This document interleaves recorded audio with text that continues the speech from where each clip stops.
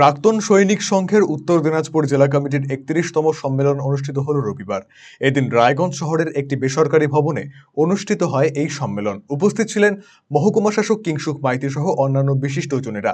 এই সম্মেলনে সামিল হয়েছিলেন সংগঠনের কেন্দ্রীয় ও রাজ্য কমিটির প্রতিনিধিরাও। সংগঠনের সদস্যদের বিভিন্ন দাবিদাবা নিয়ে এদিন আলোচনা করা হয়। মূলত ওআরওপি 3-তে থাকা নানান অসঙ্গতি দূরীকরণ, সিএসডি সেন্টার কিংবা ভ্রাম্যমাণ ক্যান্টিন চালু, রায়গঞ্জে সৈনিক ভবন স্থাপন, ডুয়াল পেনশন ব্যবস্থা চালু সহ ৯ দফা দাবি নিয়ে এদিন আলোচনা করা হয়।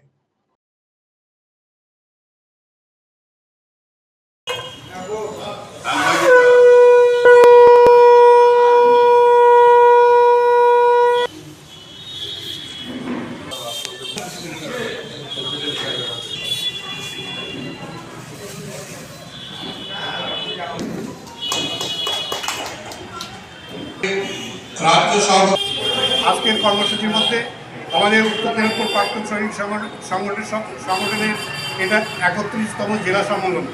আমরা প্রতি বছরই এই সম্মেলন করে থাকি এবং যেখানে প্রাক্তন সৈনিক এবং তাদের পরিবারের লোকজনের উপস্থিত থাকেন। ওআরওপি 3 যে রিসেন্টলি যেটা সরকার স্যাংশন করেছে তাতে অনেক অসঙ্গতি আছে, সেটাকে দূর করার জন্য কেন্দ্র সরকারকে অনুরোধ করছি। রাজ্য সরকারকে প্রাক্তন সৈনিক পরিবারের জন্য ডুয়েল ফ্যামিলি পেনশন দেওয়ার জন্য অনুরোধ করছি। রায়গঞ্জ স্থায়ী পলিক্লিনিক ব্লিডিং তৈরির জন্য অনুরোধ করছি।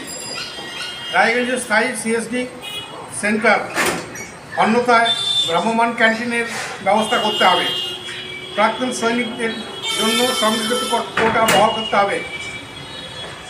রাজ্য পুলিশে ভর্তির জন্য ফিজিক্যাল টেস্ট শিথিল করতে হবে।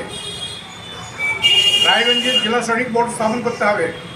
রায়গঞ্জে সৈনিক ভবন স্থাপন করতে হবে। কতগুলো দাবি আছে আপনাদের? আমাদের মোটামুটি 9টা দাবি রয়েছে।